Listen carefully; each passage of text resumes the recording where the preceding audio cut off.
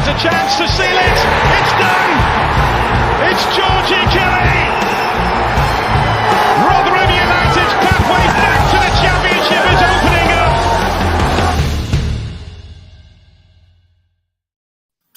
Hello, everybody. Welcome to New York Talk, and it's those episodes we love. It's a 4-0 victory in the Championship for the first time since that MK Dons game all them years ago. Biggest win under Paul Warne in the Championship. Yeah, plenty to cover. We also got a preview to do later on. We'll do that as well. Mick, how are we doing on this lovely hot summer's day? All good, mate. All good. Loving it. Absolutely loving it. Loving weather. 3 points in bag. What more could you want? Oh, yeah? Can't argue with that. Danny, I had a good weekend, mate. Yeah, very good weekend. Very, very good weekend. I'm one happy bunny on to Sunday. And then on to Preston on Tuesday, but we'll have a look at that later on. Yeah, we'll be joined by the Deepdale Digest at about 1:30 the episode. I like the name of that. That's good. Yeah, I got that one. They've got a couple of good ones. To be fair. So, yeah, we've got loads of people with us. Gav Grundy's with us. S64 Miller's with us, who joined us on the instant reaction video, which we're going to mention in a minute. YouTube users, evening, gentlemen. Trust we are all happy bunnies. Yes, we are. Hamza's a Watford fan, who's with us as well. Paul Brock says, can we get the Reading fan back on for his reaction? Oh, that'd just be rubbing it in, bless him, wouldn't it? Yeah. A lot to unpack, to be honest. So this could be a bumper episode because there is a lot to talk about from Saturday's game as well as the preview ahead to Tuesday as well. We'll do what we can to cover everything that comes along. I said to you, Mick, at about 3 minutes into the game, wouldn't it be lovely to have a nice, calm, chilled afternoon? Yeah. And I didn't think it was going to happen. And then 20 minutes later, we were 3-0 up and we're sailing. Yeah. It was beautiful. Just a thing of absolute beauty, isn't it? I didn't realize. I wish I got you to pick me 6 numbers and all. To be honest with you, I never thought on. Oh yeah, yeah. So many good parts, but there's some not. I wouldn't say negatives, but there's some parts where the game that maybe didn't go to. We'll come on to that later on. Let's talk about the positive. We went unchanged. The Swansea game is sort of the headline of the team news. And Danny, we were at it from minute one. I think the Swansea game, the first game, I thought we slowed a little. We were very slow into the game for 10 minutes or so. But this one, we were on it. We were at them. It were almost like we smelt blood straight away. It was very, very good. At the first 20 half an hour, were unbelievable. Yeah, I mean, we're 3-0 up inside 20 minutes, which is like virtually unheard of for us in the Championship. I'm trying to have a look when the last time is that we won 4-0 at home in the Championship. I know the last time proper was MK Dons, I think. Yeah. Yeah, but I can't remember the last time at home. It might be the first time. Same season. We beat Bolton 4-0 on Boxing Day. Ah, there you go. That's your answer. But yeah, it happens very rarely to us in the Championship, a 4-0 win, and being 3-0 up at half time. 4-0 up at half time, 3-0 up inside 20 minutes. I just can't recount. I'm just that dumbfounded by it actually happening. But yeah, after their little penalty shout in like the opening 30 seconds, which isn't a penalty because Victor just caught the ball and it bounced off what's his face's head. We just sort of cottoned on that we could play the ball long to Washington, who runs off the last man, and that's how we get in behind him. And it worked every single time. Same with Chio making the run and trying to win the ball for the goalkeeper. It happened twice in the first half. The first time it was nearly a goal for Washington in the end, and the second time Chio scored. So, like I said, we just cottoned on to their plan straight away and then just exploited it and took our chances really well, because I think we only had 4 shots on target for the whole game, and they were the 4 goals. So we've talked about it being in the Championship and needing to take your chances. Well, that is the perfect example of what happens when you take your chances. You dominate a team and they barely get a look in, and you've already made yourself 4-0 up before half time, and then you can just coast for the second half. Whether we did that because we were 4-0 up or it was really hot, I don't know. But 4-0 up at half time. How on earth have we managed that in the champion? Like, anyway. Yeah. Let's settle this now, Mick, because we've seen a little bit of talk from Reading fans on Twitter, and particularly from the EFL coverage on the ITV, where they're basically saying that Reading had a terrible game and the other team played.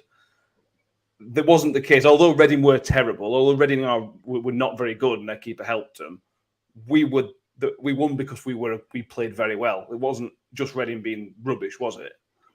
They weren't bad in places. They weren't bad. They created quite a few opportunities.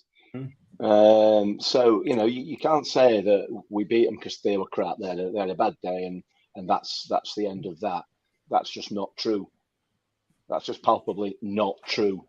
So, but yeah, it depends which side of the fence you're sitting, doesn't it, as to how you want to describe the outcome of the game, if you like. As far as ITV are concerned, obviously they're sitting on the Reading side of the fence for some bizarre reason. I don't know why. I mean, just a quick shout out that coverage was appalling. It was dreadful. But anyway, listen, again, long may that continue. Just let us fly under the radar. I am more than happy crawling about on the floor unnoticed. That's exactly the place that we as Rotherham United want to be. We don't want people giving us any attention at all. So, but yeah, I mean, we were the better side from minute 1 to minute 93 or 94 or whatever it was. No question about it. Reading came into the game probably for about 10 minutes after half time. And they created a couple of 3 chances that Victor was equal to. Other than that, nothing. They got nothing. Nothing at all. Yeah. Let's go through the goals because that'll probably take some time, and we like talking about goals. The first one comes from Richard Wood, Danny, with a brilliant assist, a brilliant cross by Ben Wiles. To get the angle on it from right foot from that angle is just brilliant. And Woody, to be fair, he's a good header, but he didn't have much to do with the work we've done by cross.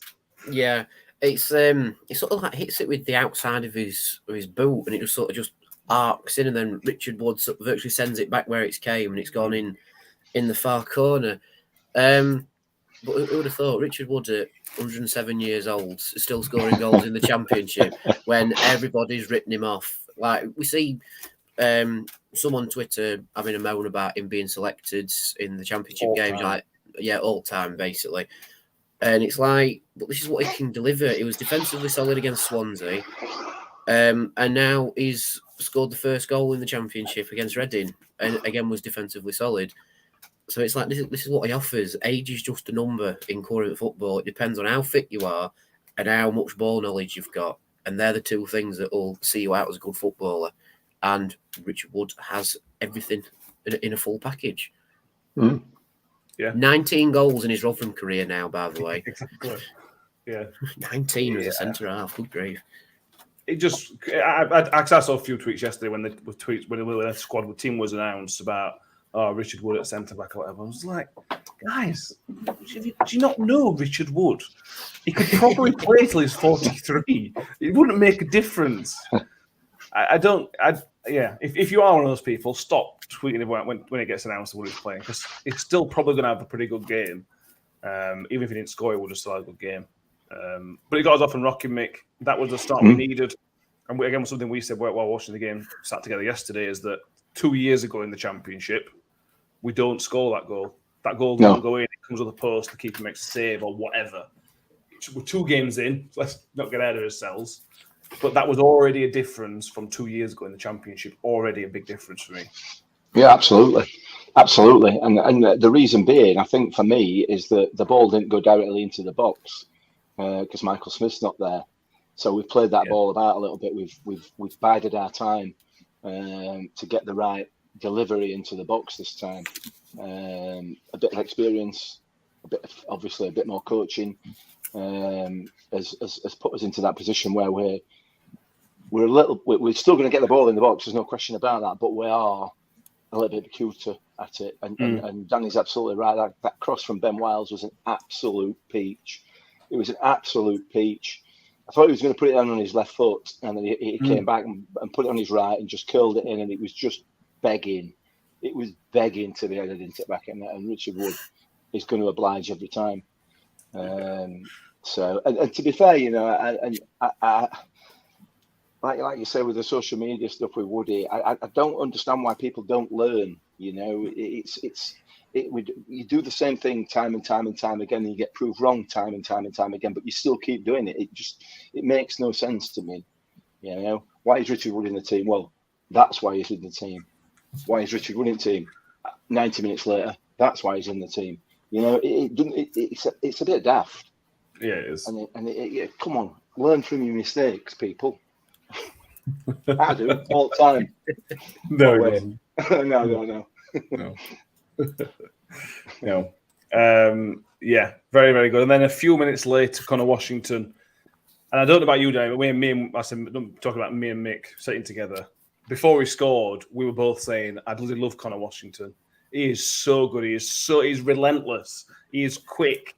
His runs are clever. He doesn't let the opposition have a second. And he only needed to do is score a goal. And as Paul Barnfield says, Washington's goal was class, a thunderbolt. Such a good finish. Such a good finish.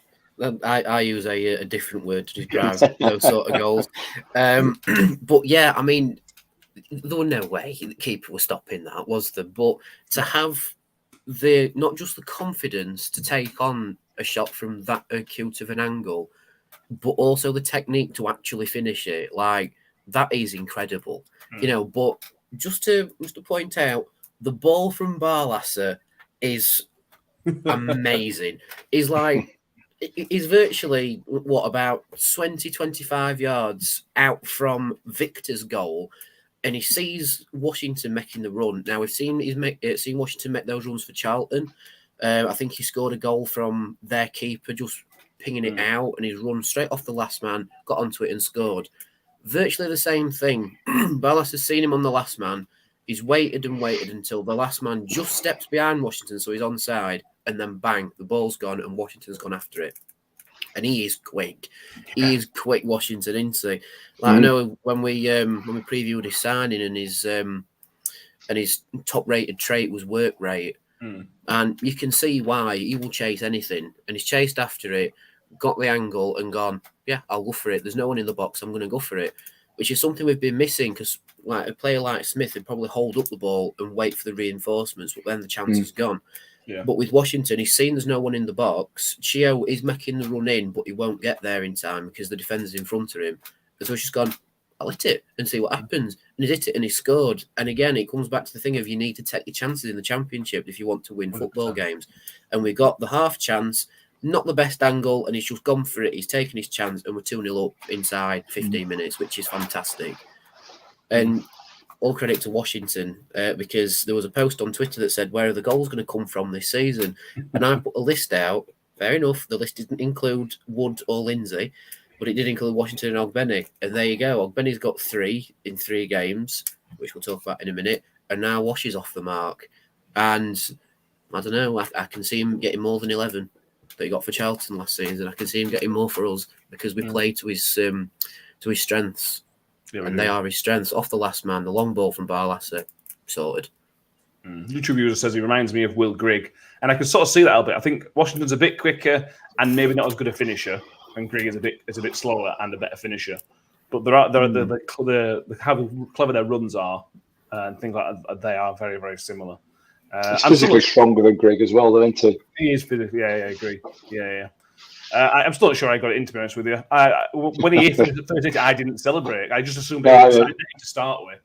Yeah. We were at family stand, and when he hit it, I just couldn't work out how it had gone in. It's very easy to criticise the goalkeeper, Mick, and we will criticise the goalkeeper in a moment. But for me, I think the saying of "don't get beat at your near post" is quite lazy. There are times when there's nothing that can be done. I mean, this is kissed off underside at bar. I mean, unless he started with his hands directly above his head to start with, it's just unstoppable for me. The thing is if you're a goalkeeper looking at that, you're aware that over your right-hand shoulder there are players making their way into the box. Is it such a tight angle? There's no way you're expecting him to go for goal from there. because you're just expecting for him to do what the vast majority of players would do, and that's to pull it back to the advancing midfielders and attackers. So at that point, you're already at a disadvantage if he goes for goal, and he's hit it with such power. And as you say, it's coming off the crossbar. So now I'm not having that. I'm not blaming the goalkeeper for that one. Yes, he's made mistakes yesterday, but that wasn't one of them for me. Although he should have come out, he could have come out to get the ball before Washington got to it. But again, that's a risk. Yeah. There is an argument that he could have come and he could have tried to come and meet that. However, you don't get that. You are in absolute no man's land. As it was a bit later. So he's probably made the right decision not to come out for it. And he might be asking the question, where is his defenders? Well, yeah. I think that'd be the question I'd be asking if I'm a goalkeeper. Why have you left me high and dry like that? But then, again, he might be asking that question a couple of other times a bit later on in the game. Yeah, that's very true. Goal number 3 came startlingly shortly afterwards, in the 18th minute. Now, there's nothing we can do but fault Joe Lumley for this one, Danny, and this is one of the... There's nothing to say other than he's had an absolute nightmare. And at that point, I just sort of felt really sorry for him. I know we're our third goal, but those things happen in slow motion, don't they? It's just, oh, mate. It reminded me a little bit of Rob Green playing for England. I forget who was it against. Was it against the USA? Yeah, it was, yeah. Yeah, and it's just an absolute calamity. And I indulged in my guilty pleasure of listening to the opposition's commentary for our goals. And they weren't happy. They were saying things like, "We need to check if he's all right. He's clearly not in the right headspace. Someone needs to have a word with him." And it's like, lad, it's just an absolute calamity. To be honest, he can't help it because the ball bounces right before he's going to gather it, and it's bounced and then just trickled under him. And like you say, it was almost like slow motion. It just trickling over the line, and even he didn't quite realise what had happened. He sort of turned around and gone, "I haven't caught the ball." And it was already in the net. Yeah. But if you watch the commentary, even Jamie Lindsay's saying, "What on earth just happened?" He's still celebrating, though, didn't he? Yeah. I've still scored. How have I done it? He still celebrated like he'd put it in top bin, didn't he? Yeah. But yeah, again, 3-0 up before the first water break. Absolute dreamland. It were. I imagine that Victor might have a few words of sympathy for him after his howler against Sheffield Wednesday as well last season. Well, if you hadn't saw after the game, Victor and Joe Lumley were talking for quite a while. On pitch, full time. Yeah, they were, I think Victor made a very similar mistake against Bolton last year. It was. I think that Bolton was a bit quicker. The shot was a bit quicker, but it was a very similar mistake in terms of goalkeepers being really frustrated with themselves. So it happens. Thankfully, it's not happened to us. Is all I can say. Yeah.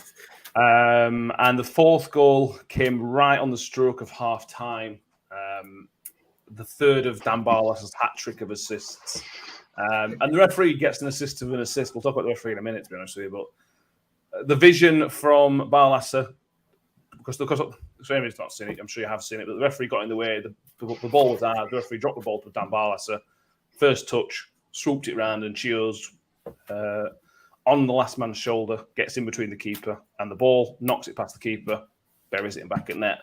I mean, who gets the biggest amount of credit there, Mick? Is it Dan Barlaser or is it Chio? Because it's just beautiful. But they're both equal, really, aren't they? I mean, the quick thinking from Dan Barlaser was just immense, and he was unplayable yesterday. He was absolutely unplayable, that man, and to be offered £1 million for him starting to smart it now. You know what I mean? It really is starting to. I'm almost beginning to be a bit offended by that. But Chio is just, we know about Chio's pace anyway. He is so quick. But that is a striker's goal. That is a striker's goal by anybody's description. You know what I mean? He's beat the goalkeeper to it. The goalkeeper can't do anything. Again, he's let down by his defenders. To give somebody like Chio Bennett that amount of space in behind is it's suicide. The goalkeeper's done what he can, but Chio's just been too quick for him, and a really lovely calm finish with his left foot as well. So I said to you after the game, Matt, you know, we've talked about the value of Chio Benny, and we've been, you know, teeing him up for £4 or £5 million player, but that's as a right wing back. Yeah, this man's a striker. This man is a striker. He is playing so well in that position. You can start if he gets 10, 15 goals by Christmas, you can double that. You can double that amount, because he is that good. And if he can continue to put the ball in the back of the net as well, if he has got that in his locker, and it appears that he has so far, but you know, we're in the early days, aren't we? So if he has got that in his locker, he's worth a lot more than that. So yeah, keep going, Chio. This is just wonderful. But I could do with you wait until after 31st of August to really kick into gear. So transfer window's shut. Yeah, get us safe by Christmas, and then in January, when we've already got 42 points, whatever it might be, you can go in January for £6 million, and then we're on. Hang on a minute. If he's been playing up front and got 15 goals, mate, well, that's true. Yeah, yeah. It started. It wasn't just the goal, Dan. There was that turn, that flick over the Reading player, which then resulted in a foul, which would have been disgusting had it come off. And there was the bit where he pressed somebody into a mistake and crossed it back in for Washington, who headed over the bar. He looks like a striker, Chio, and I'm surprised. Having watched him last season try and play up front a couple of times, but it didn't really work. I am surprised how comfortable he looks as in that position, because it looks like a new signing who just signed up front. That's how good he looks. Yeah. I mean, I think with last season, because he was training as a wing back for pre-season and the vast majority of the season itself, that's probably why he didn't really suit it in League One, because he's not had that sort of bedding in, if you like. But for this pre-season, we have been playing him as a second striker. And for the games we've played, he's been played as second striker, and it just looks like his natural position. You know, we have the Irish manager to thank for that, because he's obviously seen Chio and gone, you know what, he can do a job as the number 2 striker, and we've gone, you're right. And look what's happened: 3 goals in 3 games. But then it's like we've got Tom Eaves coming back, Coyote isn't far away. Then we've got Kelly and Washington, all vying for that second striker spot. I honestly don't think we need to sign another striker, right? Because we've got, unless Chio gets injured, probably, and that's always a risk. But the way he's playing at the minute, just enjoy the good times. I've Chio and Washington starting, and off we go, easy peasy. But like you say, with his pressing the goalkeeper, they look like a lost cause. To be fair, because you think the keeper's going to get to it and volley it away. But Chio's pursued it. He's got the touch, taken it away from the goalkeeper. And I think if Washington hadn't just lit up his eyes at the goal, thinking, here, I can get a second one here, and just played it down, Wales would have probably buried it in the goal. But it's still another chance created. Unfortunately, that's like one of 2 that we didn't take the whole game. And I think we had 6 big chances the whole game, 4 of which were goals. Yeah. If that's Tom Eaves, because he's another half foot taller, he scores the header quite comfortably. It's just because it's so small and whatever else. Yeah, absolutely. Yeah. But Powerman UK says, but we're desperate for a striker.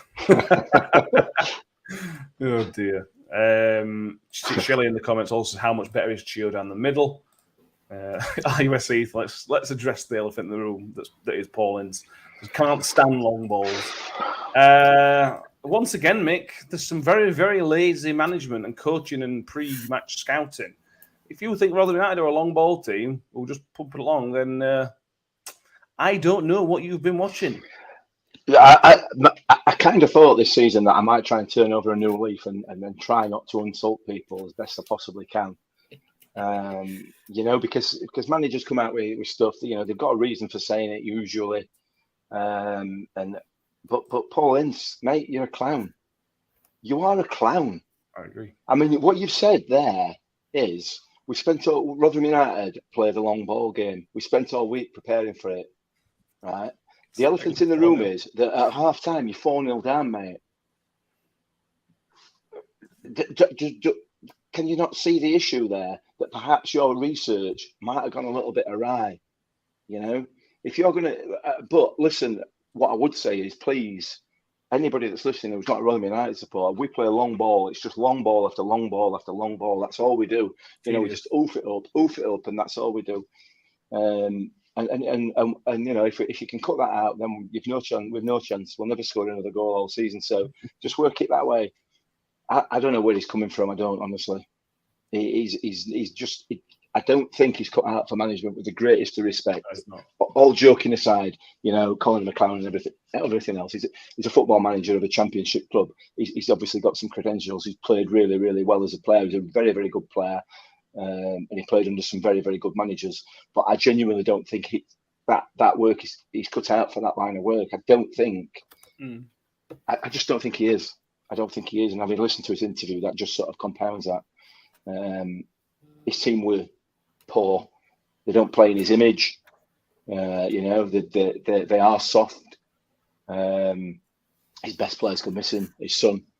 He just went missing. He's a hell of a player, and he is a hell of a player, Tommy. There's no question about that. But 3-0 down, sulking, and we never see him again. It's whatever. Yeah. Well, we will talk about some individual performances later on. We certainly will. But as Paul Brock and Essex Formula say in the comments, we kept a clean sheet in the second half, having been 4-0 down. If I was a Reading fan, Danny, and he said that, having lost 4-0 away to Rotherham, my head would explode. We kept a clean sheet. You were lost 4-0. It don't matter if you kept a clean sheet in second half. It's just crazy. I think the only reason it were a clean sheet in the second half was it were a bit hot, and that's it. That it's nothing to do with what your players have done, Paul. It's the fact that it were a bit hot, and we've gone makes 4-0 up. We can take it a bit easy now. We can play to water break to end the game, and then go from there. But honestly, in that game, the way we're going forward, it probably would have ended 6 or 7-0 if this game was played in winter, for example, where you could have kept up the intensity. I mean, it very nearly finished 5-0, but Wiles' shot was blocked more or less on the line. And just a quick comment on that, Georgie Kelly's header to bring it down in the box to set Wiles up, perfect execution. We saw, who was it? Do you remember we played Man City and Kieran McGuckin brought the header down for Sadlier to score? More or less a carbon copy. But George has already got that insight to go, you know what, I'm not going to go for goal. Wiles in a better position, take it down and then create the chance for him. And so he's learning, Georgie. He's getting there. He's getting that. He'll probably get an assist before he scores, but we'll wait and see. But going back to what you said, Matt, if I were a Reading fan, poof, head's gone. We kept a clean sheet in the second half. That's like saying in the dressing room, go out and win the second half. But we're 4-0 down, Gaffer. Yeah, well, if it finishes 4-1, you've had a good second half. 4-0 down, no. I think I said that to you about 10 minutes into the second half, Matt, didn't I? Yeah. That he's told his team to come out and either win or not lose the second half, and that's how they played. That's how they played. But we just managed the game out really, really well. Yeah, we did. I think, and we obviously didn't stop trying, but we just the foot came off the gas like. Why wouldn't you? It's 35 degrees or whatever it were. You've got another game in 3 days' time. Just chill out. Make the fight. Yeah, absolutely. So, I didn't really get. I don't get the comment. I do get the comment. I get the comment if that came from somebody like who is a good manager like Jose Mourinho or something like that. I believe it's just a distraction tactic. Unfortunately for me, I think he believes that. I think he genuinely took something from it, and that concerns me from a Reading point of view. If I cared, which I don't. Right, what we're going to do now, we're going to take a break from the Reading game, and we're going to have a quick look ahead to Preston. We have our scouting report, so the famous, positive, favourite jingle will be on, and then we'll be with Ollie from the Deep Dale Digest. We'll see you in a few seconds.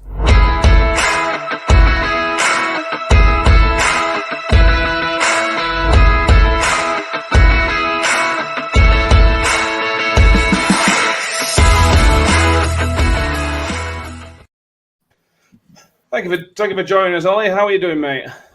Yeah, not too bad. How are you all doing? Not bad after not too bad. After yesterday. Banging win for you, lot, wasn't it? Just a bit. So we're pretty honest to do a game on Tuesday. We go to Deepdale. It's been a good start for you boys, hasn't it? Well, 3 games unbeaten, non-conceded, 5 points on the table, 1 scored. I assume you're pretty happy with the first few games. Yeah, not bad. I think after the first 2, it was sort of. I think everyone was worried about goals, and I think that's still a concern. I mean, 1 goal in 3 games isn't ideal, but when you're keeping them out at the other end, it always gives you a chance to nick it. So yeah, really, really good result on Saturday. Luton's a tough place to go. We got absolutely battered there 4-0 just before the end of last season. So to go there just a few months later and keep a clean sheet and get a win, I think we're all pretty happy, yeah. Yeah, what was the pre-season plan? What was the view? Because obviously Ryan Lowe came in partly through last season, so he's had his time to sort of set his agenda, get his players in. What's a good season for Preston looking like this year? So I always sort of thought that we'd be around 14th if we didn't get the signings in that he wanted, and then maybe top 10 if we did. I think we're still too short from what he ideally wants, because he still wants another right wing back. He still wants another striker. And I think if we get those 2 boxed off with sort of championship quality, then top 10 I don't think is out of reach at all. Obviously, the problem for us is that our budget isn't the biggest. So finding those players, which I'm sure Rotherham fans can relate to as well, it's not that easy in a division full of teams who've got parachute payments and Turkish owners that are throwing money here, there, and everywhere. Yeah. Oh God, don't we know? We know that feeling, don't we, Jim? What's the style of play for Preston? Because I've never known Ryan Lowe. I know he did a job at Preston. Is he a ball player? Play it out from at all costs, a bit more pragmatic. What can we expect from the sort of setup? Yeah, he does like to play it on the deck. We currently play sort of a 3-5-2, which will see sort of 1 sitting midfielder and then 2 midfielders who can push forward a little bit more. There's emphasis on the wide centre backs to get forward and overlap. A bit. I know everyone says Chris Wilder, but I'm sure other managers have done it before him as well. So yeah, we moved a little bit to. We only played 1 up top against Luton, and then sort of played 4 midfielders behind him, and sort of allowed 2 to go forward and 2 sit. I think they might go back to 2 strikers against Rotherham, just with being at home. They'll probably look to go for it a little bit more. But yeah, he wants us to be attractive and like I say, overlapping centre backs and keeping it on the deck. And like we mentioned, it's 3 clean sheets in 3 games. You've played Wigan, Hull, and obviously Luton yesterday. Is it? Do you think is the defence very, very good, or is it just those teams that they never really threatened it? Does it look like you've set really, really well defensively? It's a weird one, because I think if you look at some of the defence sort of in isolation, you'd say they're not exactly top end championship players. Jordan Storey spent second half of last season on loan at Sheffield Wednesday. Liam Lindsay was sort of second choice to Patrick Bauer last season, and those 2 have had a really strong start. We got Freddie Woodman in goal from Newcastle over the summer, which has been a real positive sign for us. And then Andrew Hughes is our left centre back, and he's been outstanding pretty much ever since we went to a back 3. So I think it is partly because the teams we played maybe aren't as expansive as others, or as absolutely frightening going forward. But I do think that the centre backs we've got are playing pretty well at the moment. And who's going to scare us going forward? I know you got Troy Parrott and had a goal at the weekend from Potts with a stunner as well. Who should our defence be worried about from your side? Yeah, Parrott is looking pretty good. One of those where he did score against Huddersfield in midweek in the cup, but you're still sort of waiting for him to catch fire in the league a little bit. He's had a few chances that haven't quite gone in, and it's one of them where once he gets 1 in the league, you might see him go on a little bit of a run. Other strikers, I mean, Emil Rees scored 20 goals in all competitions last season, but found himself on the bench on Saturday. Hasn't maybe enjoyed the start to the season he'd wanted. But then outside of that, we're a little bit thin up top at the moment. Shawnee Maguire's out injured. I think Ched Evans is back from suspension for this one. He got a red card on the opening day of the season. And then Ben Woodburn's sort of been an option off the bench that they can play sort of in midfield, off a striker. They like using him in a few different roles. Yeah, that's how we'll look going forward. I'd like to see Reece come back in over from the Pirate and try and cause a few problems with two strikers up top. And we have to ask, because you've got a former Rotherham player still, I think still registered. Matt Ola Sunday went to you last summer. Is he still there? Is he still at club? He is still there, but it's become a sort of running joke where people aren't actually sure if he exists or not because we've next to nothing of him. He got injured in his first pre-season game last summer. Then he started a game in December, went off injured sort of last 10 minutes or so, then came on as a sub against Swansea in January, and then was not registered for the squad after that, and is transfer listed. So it really hasn't gone well for him here. We sort of tested him as a right-sided centre-back in pre-season, but he hasn't been in a match day squad yet this term. So I'm assuming they're just waiting for somebody to come in for him. Yeah. I couldn't see him as a right-sided centre-back. No, No, that's ambitious, to be honest with you, from it feels like. Bless him. It will fondly remembered at our place, but these things happen, don't they? Yeah. Mick, Danny, anything you'd like to ask Ollie before I take his score prediction from him? Anything we've missed out from asking from the Preston point of view? do you like to play out from the back? Have you covered that? I'm sorry, I did. Yeah, in that case, I'm done then. Thank you. Sorry, Ollie. You're all right. I'm old, mate. I don't remember stuff anyway. So, my question is, how do you think your defence will fare against Connor Washington running off the last man? Are you more of a solid defensive line that moves as one unit, or are you susceptible to runs in behind? I think I'd say Lindsay and Story maybe aren't the quickest on the turn. So if you've got somebody loitering on the shoulder, you might get a little bit of joy there. Woodman, I guess, can play as a bit of a sweeper keeper back there if we're caught out a little bit.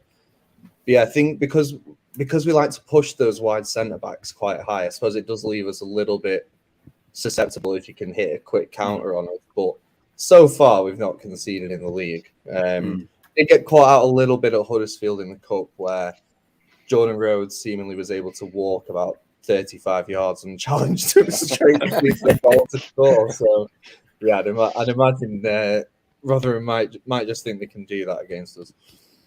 Hopefully, from my point of view. I'm going to ask you for a prediction now. I assume you're not going to give me many goals based on just 3 games so far.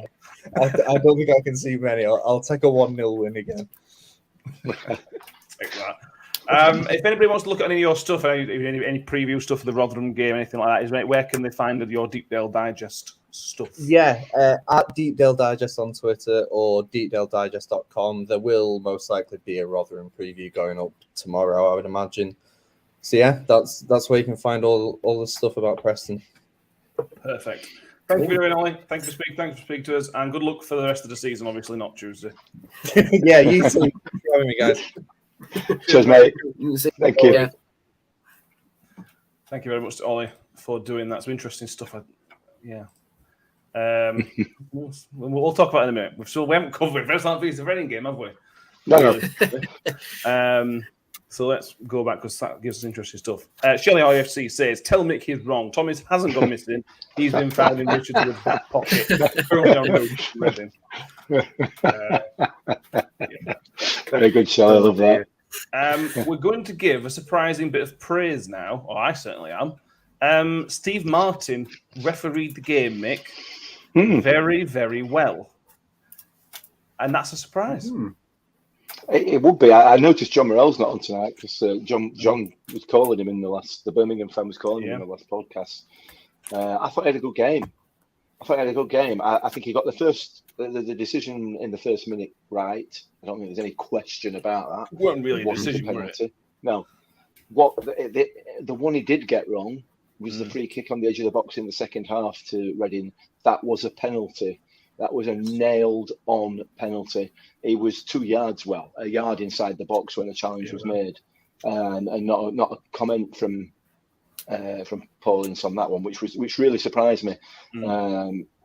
So, but other than that, I thought he had a really good game, really solid. He let the game flow.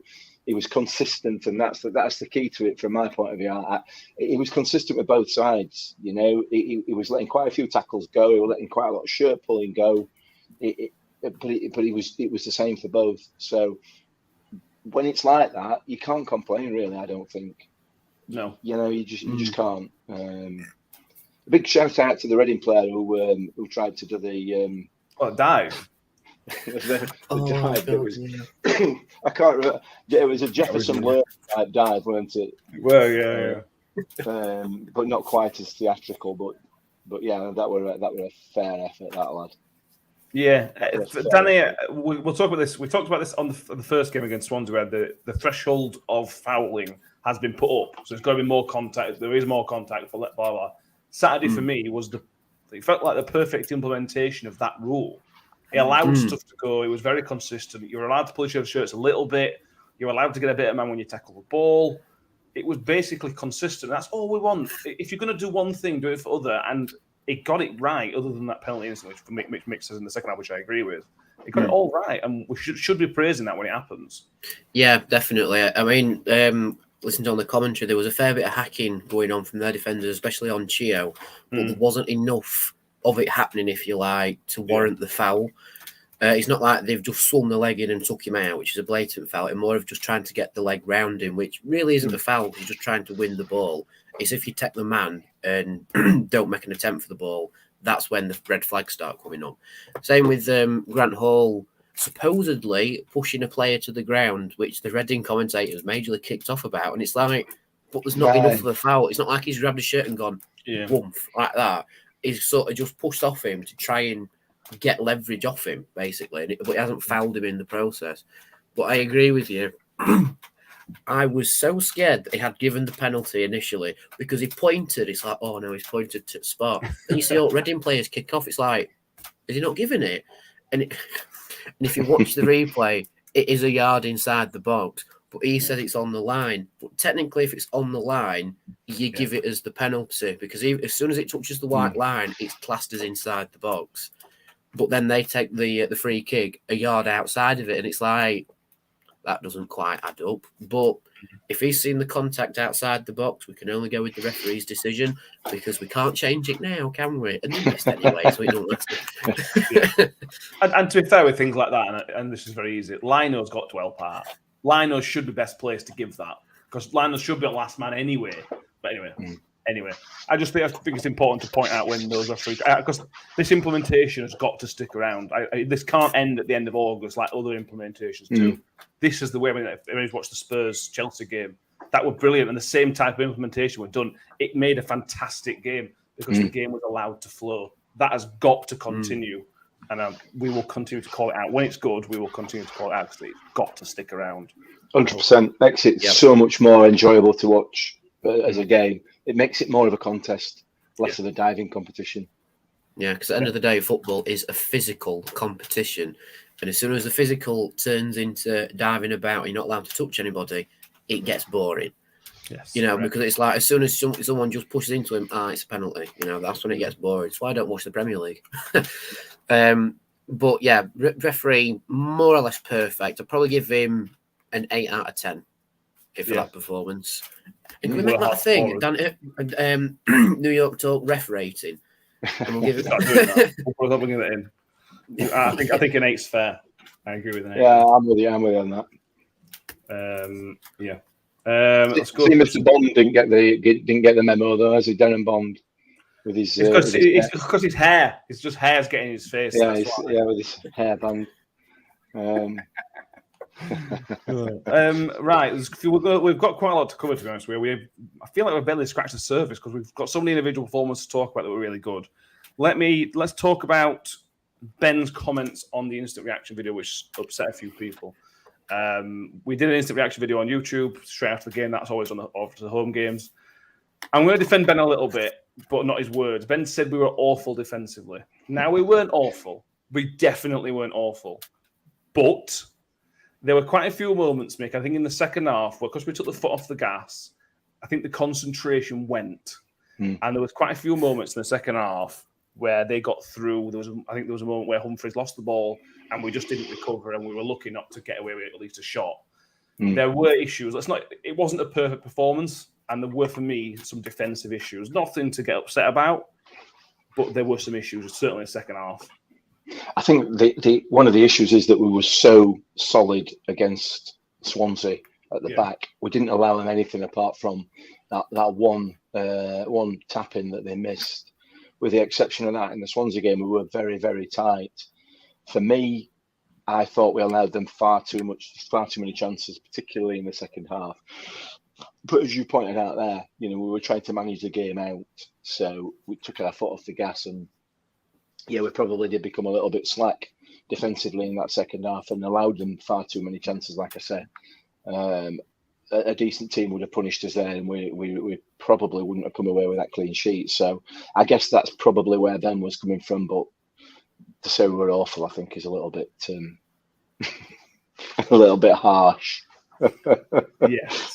Yeah. Paul Brook, and we answered this. Paul Brook says, "So Woody having a right go at Wes for trying to do it?"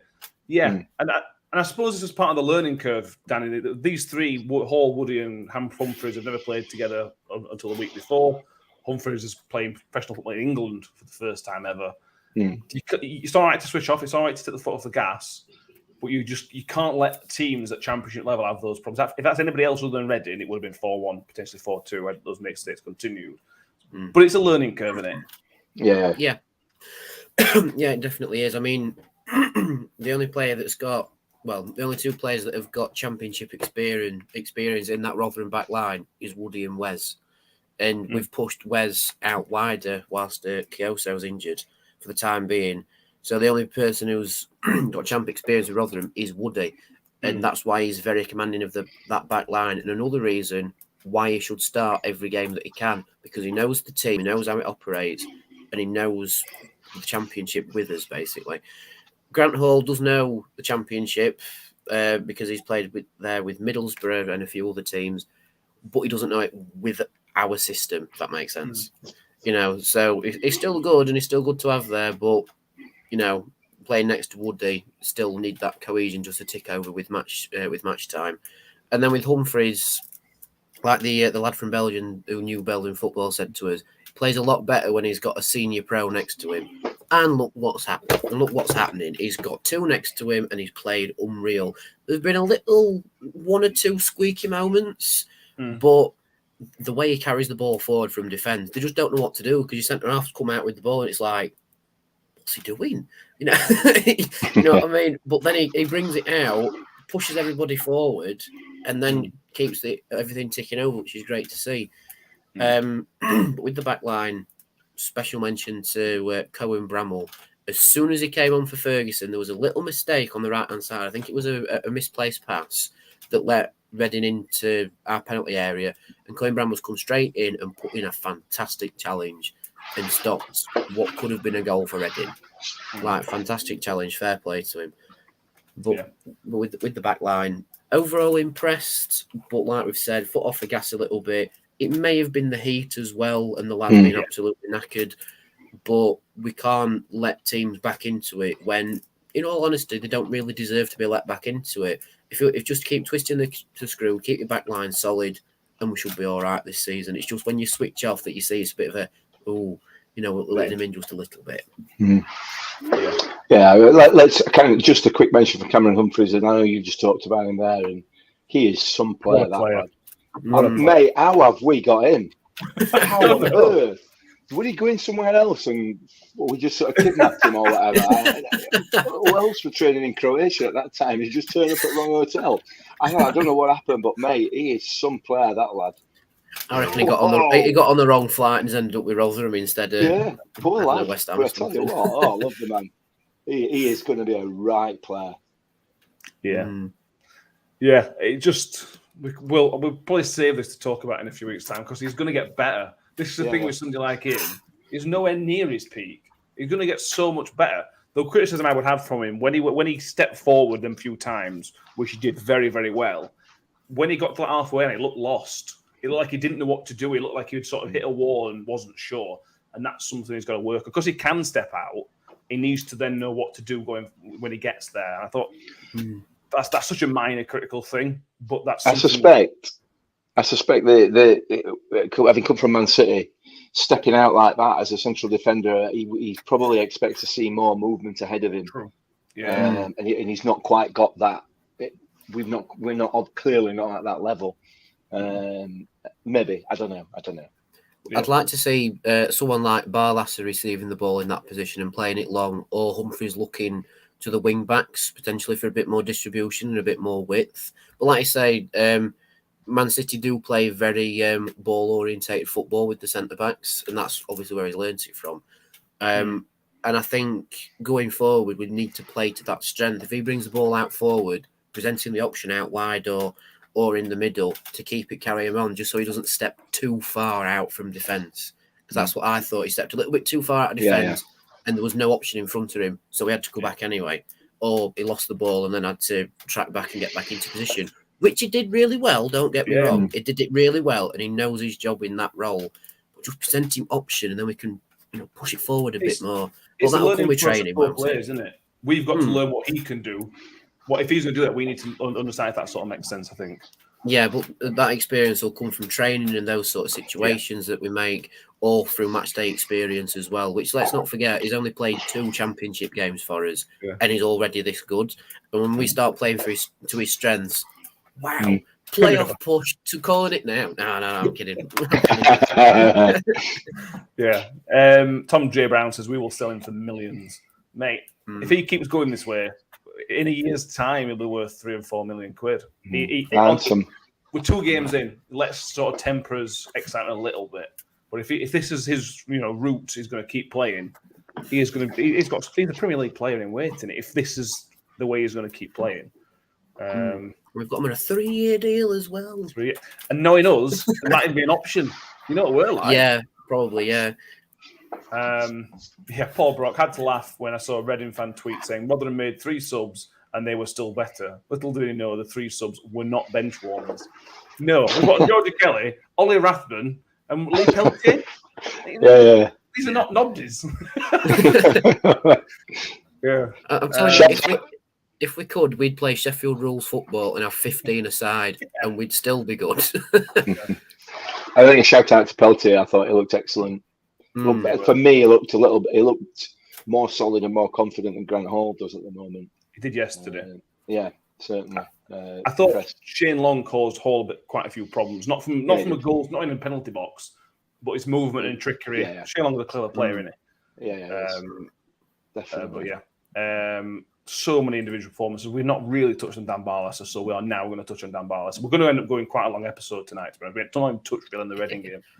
But there's a lot. We'll be here when you come back. A couple of things in the comments. So we got Liam McGarry says Barlasser had an unreal game. Them balls through the defence, that exploited them, and the front 2 read every ball really well. And in the end, it won us the game. Yeah, it did. Shelley IFC, Dan Barlasser, though, just how good is that lad? His vision is unreal. We speak about Frex being a Rotherham legend or making an all-time 11. The guy is surely on his way to it. Yeah, I mean, I struggle, Danny, because I don't know what to say about Dan Barlasser. He's just... This team's made for him. It's obviously built around him. That's how good he is. But the vision to pick them out, all these passes, he ran the show yesterday. He completely ran the show. He's always looking for that ball. He's always looking for that pass. He's just a joy to watch, isn't he? Yeah. We said after the Swansea game, we'd like to see a little bit more from Barlasser, which isn't really a criticism. It's just... he didn't really express himself the way that we know that he can in the Championship. And he's even said himself he gets more time on the ball in the Championship, and that's why he likes it. And yesterday was the perfect example of what we were on about. We saw more of the ball. He had that extra, 3 or 4 seconds just to look for a pass, pinged it over the top, and there you go. Easy as that. The lad has got a ping like nothing I've ever seen before. And like Paul Brock says, Barlasser was like a quarterback, exactly how Warren describes him. Because if you look at how we play, you've got your back 3, then you've got Barlasser sat just in front of him, not as a defensive midfielder, but more of your distribution midfielder. Because then the next midfielder in front of him with the wing backs, so he can distribute it to one of potentially 6 options in front of him, which just shows to show when he gets 3 assists, he gets a hat-trick of assists in a single game. He's done something right, hasn't he? A single half. Yeah, in a single half of football, which is incredible. Yeah. It was a shame to see him go off, but I think he's gone off so he can do that again against Preston. And it's not knocking in there because I think it was was it Rathman that came on for him, or was it? Yeah, High. Scott High. Or was it High? He did all right, actually. I think he did by his own teammate. Yeah, which is a bit unhappy by the ball as well, which is a bit unfortunate. Yeah. I'm good about that. But yeah, with Barlas's distribution, to put in that performance for 45 minutes and then come off on, what was it, about 50-ish? Just before an hour, wasn't it? Yeah, so and just to be rested for the next game, wow. I think if it wasn't for Chio running the show up top, Barlas would have been man of the match, purely for the amount of contributions that he had.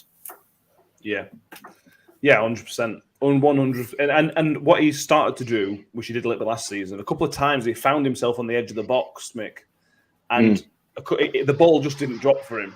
Yeah. Well, that ball's going to drop for him, and we know how hard he can hit him. But he's finding those pockets, not just deep for long balls. He's finding those pockets near a goal, and there's goals in there. I mean, imagine bidding £1 million for Dan Barlas. They need to be. We need to be complaining to EFL about it. We need to put a complaint into somebody about that, because that's just embarrassing. That is really embarrassing. It is. Yeah, it is. That man, absolutely love him. Damien Code says, can we mention Victor Hansen performance was class? We can only get better. Yeah, I think Victor was this is where the frustration comes from the defence. Victor made 6 saves, and they were all good saves. Reading shouldn't have been able to get a lot of those shots off, and I think that's where the frustration comes from a defensive point of view. But Victor was superb, Danny. That's it, really. I think it was his positioning that really showed how class he was. His positioning was top notch. His kicking could be improved a little bit, but his positioning on the goal line was fantastic.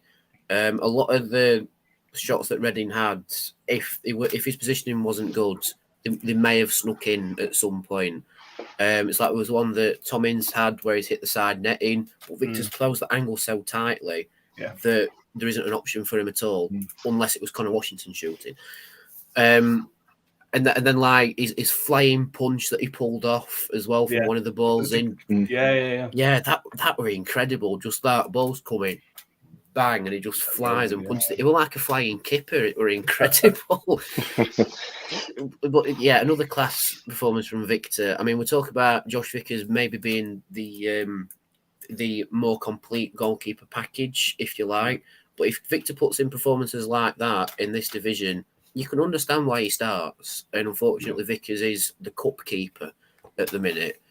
And the best thing is he's up against his old mate Ched Evans at Preston, which will be a very interesting battle. That's another fractured eye socket, isn't it? Well, I ain't done ref watch yet, so I'm not saying, but it's not going Ward. Oh, that's all right. That's So it should be all right with that. No, we'll see. I don't think there's a lot to choose between the pair of them, to be honest. I don't think there's anything to choose between them. I think they are both outstanding goalkeepers.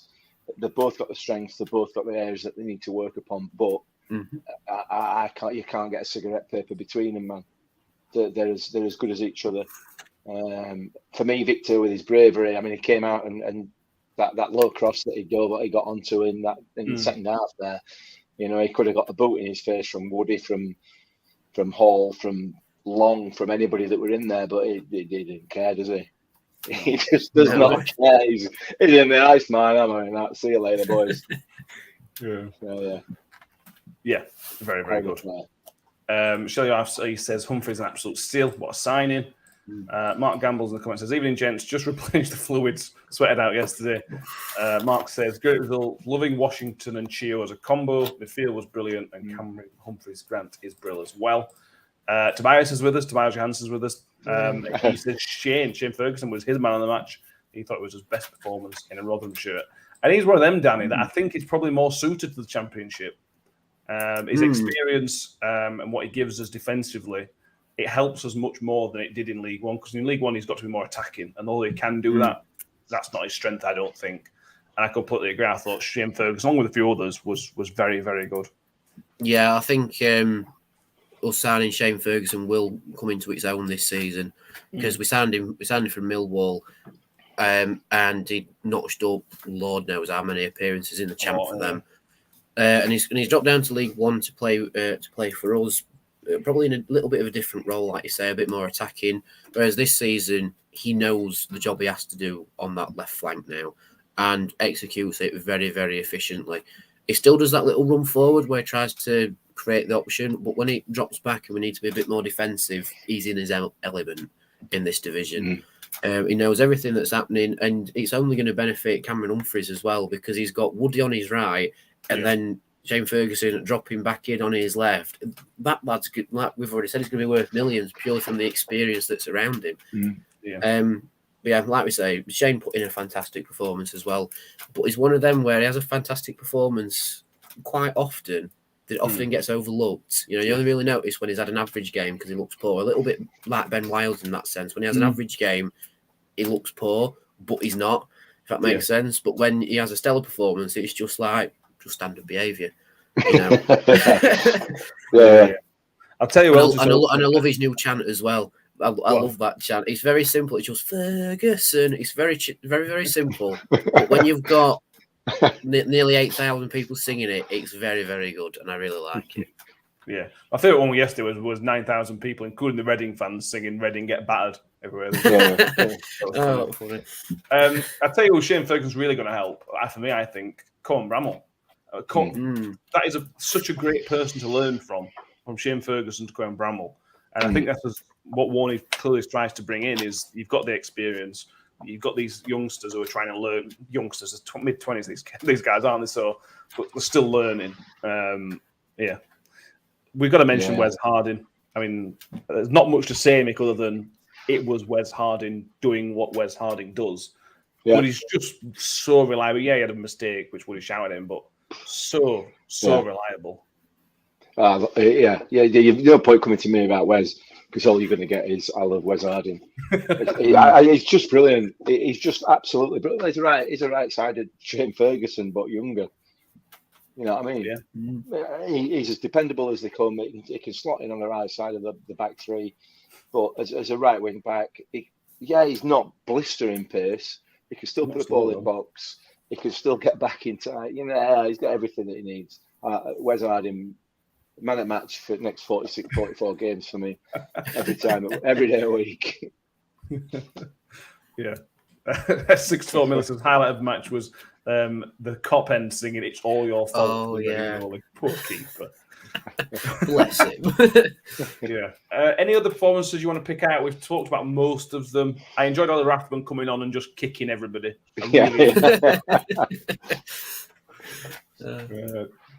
Scott I impressed without being amazing.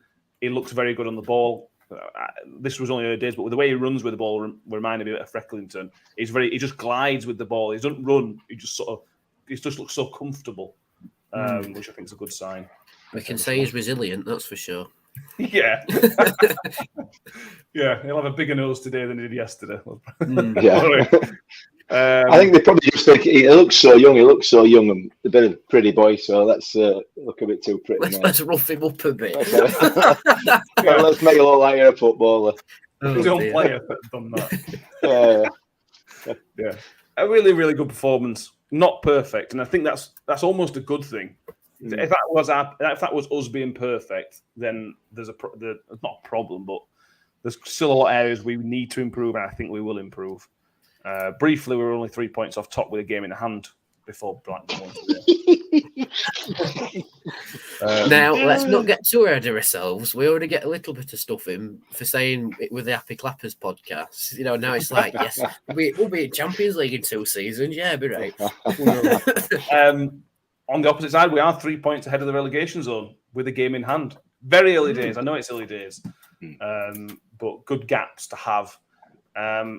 After 2 games, it's our best start in the Championship since 2002-2003, which was the season we beat Millwall 6-0 on the opening day. Finished 15th that season. It's positive, and I think it's important to enjoy the positives when we have them. We don't always have these positives. as pointed out, we've never got 4 points from 2 games since 2002-2003 in the Championship. So just enjoy it. We're going to have some bad days in this division. We're going to have some terrible days this season, probably. Let's just enjoy the 4-0 wins when we get them, because they don't, as we've said at the start, they do not come around very often, do they?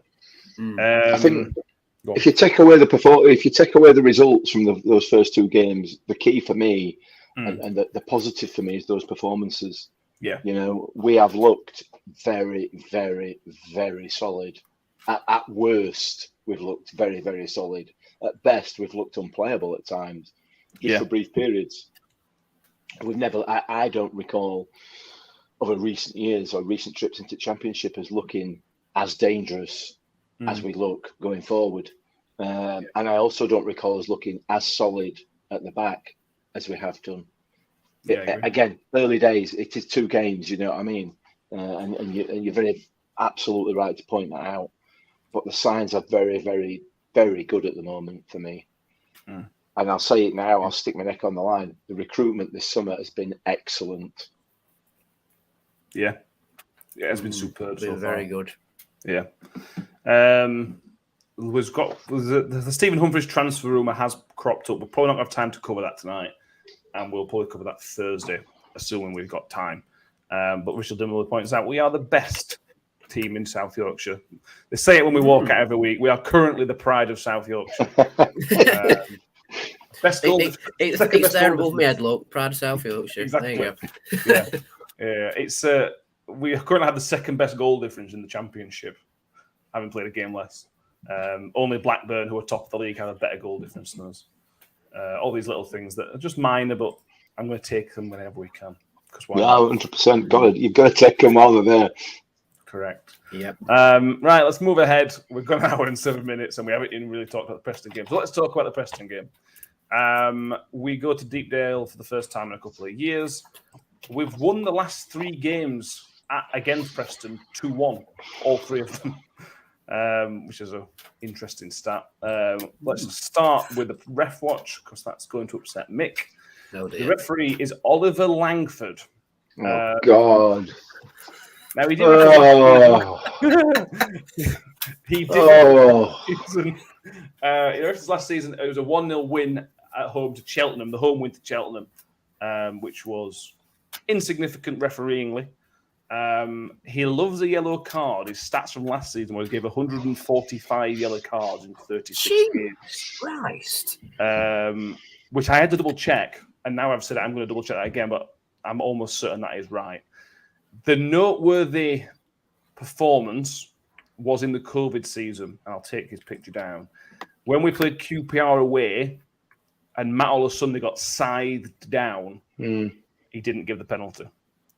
That was I think it was the last time he refereed us.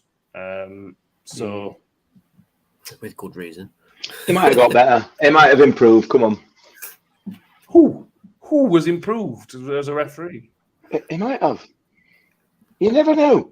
Give a lad a chance. Look at Mick trying to give benefit of the doubt to a referee. Can we just highlight a 64 million comment? That is fantastic.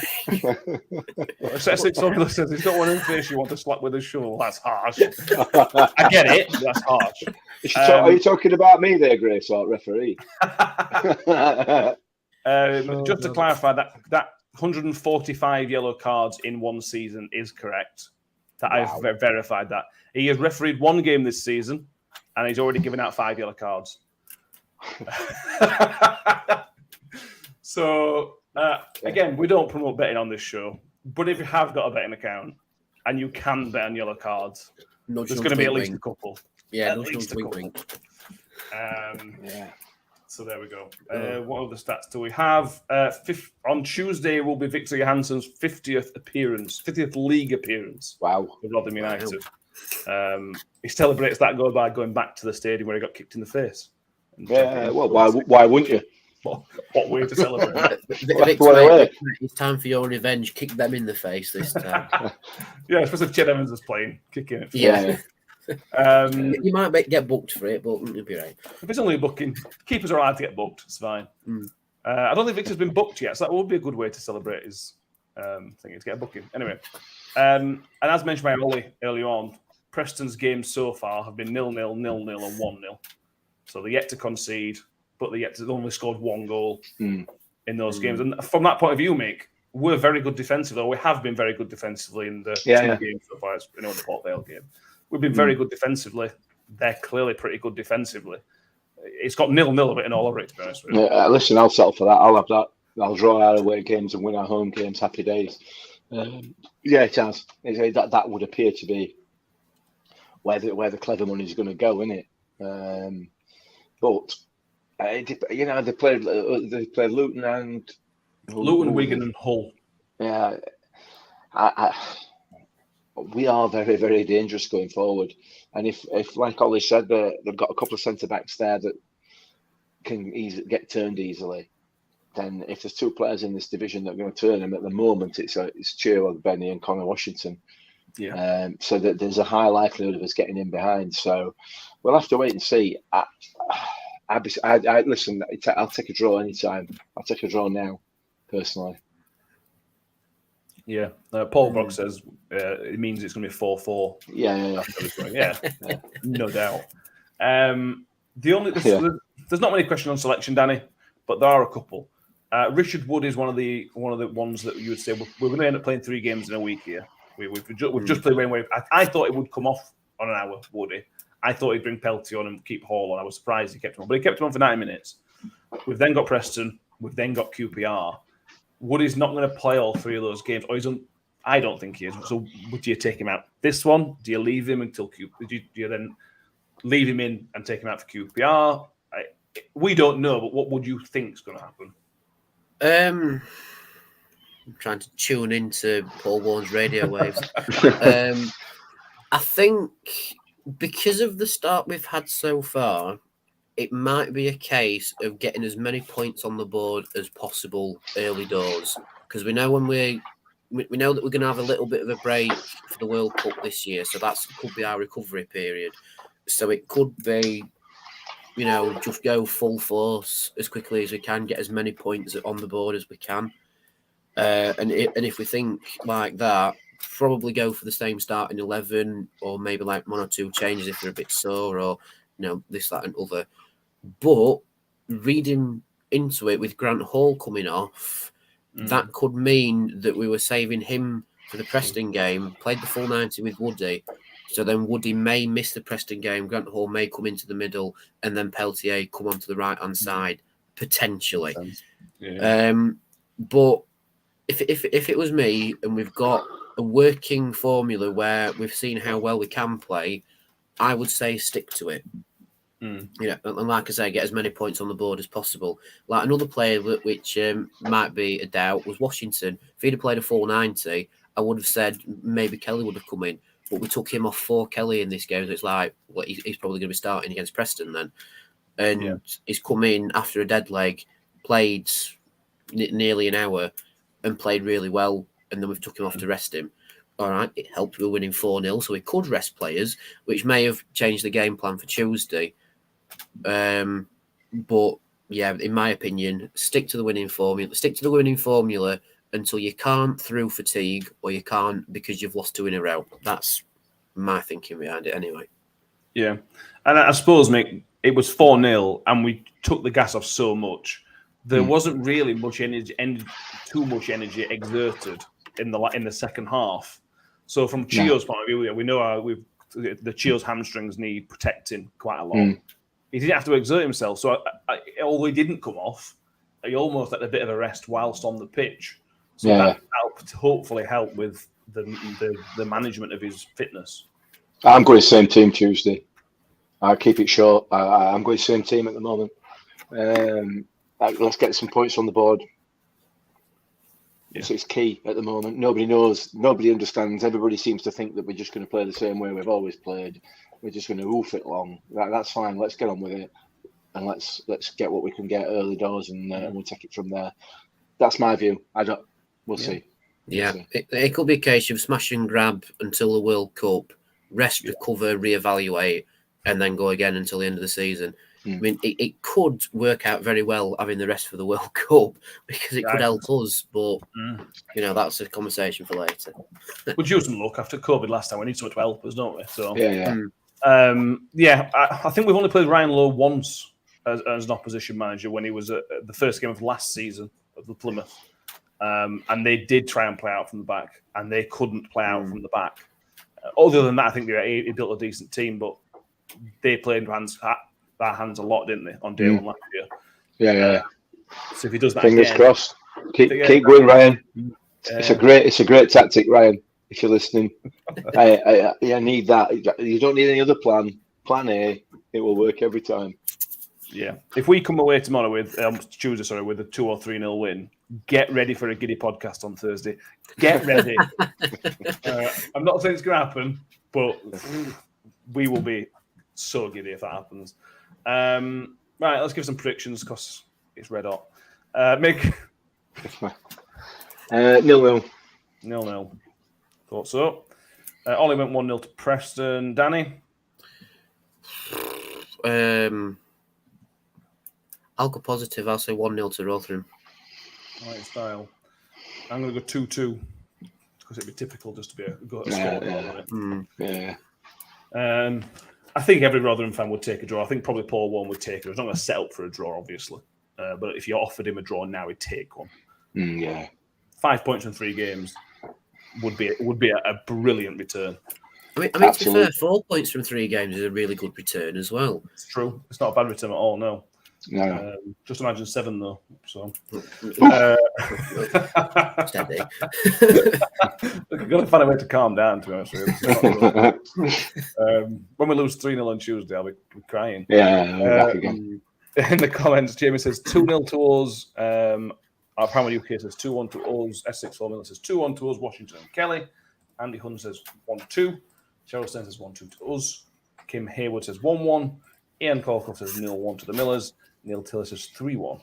Again, I'm loving the positivity in the chat. 100%. Yeah, get in. Yeah.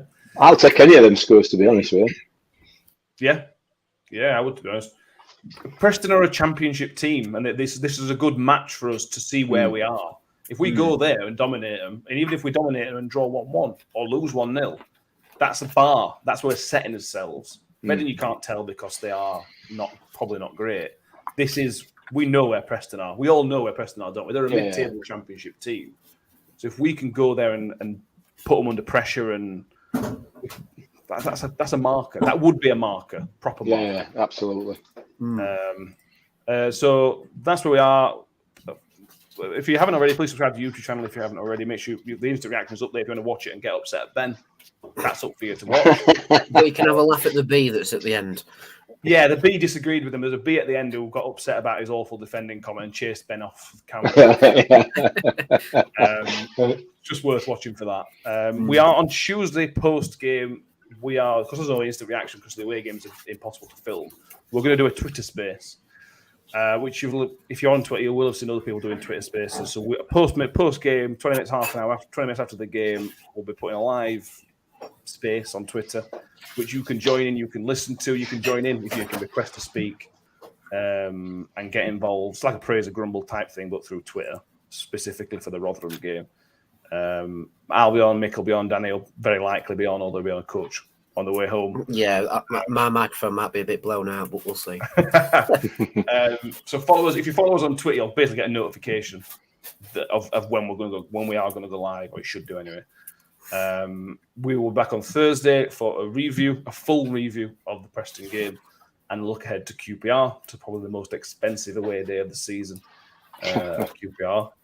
Assuming we don't get a playoff final, obviously. Assuming we don't get a playoff final, then or FA Cup final, League Cup final. Paul Brock, I did question Danny the vlog. I know Danny had a good night out on Saturday night, so rightly celebrated a 4-0 win. That's why there's no vlog today. Yeah, but is the one coming? Yes, as soon as we've gone off on air, I will, and I've had my tea. I'll have a sit down and do the vlog, so it should be up tomorrow morning. Monday morning, cheering up for you. Yeah, all day tomorrow, isn't it? I'm looking forward to typing in that 4-0 on the thumbnail. Oh, believe me. Yes. I say enjoy these while they don't last forever. These wins, do enjoy them while they are here. As I've also said, subscribe. Make sure you've 5-starred us on iTunes, Spotify, and subscribe on there if that's where you're listening to us. Mick, Danny, I've enjoyed this. I've really enjoyed it. Yeah, it's been mint. Hopefully, we can do something similar on Thursday in a much more similarly positive fashion. That'd be nice, wouldn't it? Absolutely. Thank you, everybody. And like I said, we'll see you Thursday. Thank you very much. Cheers. Thanks. Ravel, vicious, but brilliant. Mule with it. Wood's got round the back, and Richie Wood has done it again. The magic man has come up with another trick. Well, here's a chance to seal it. It's done.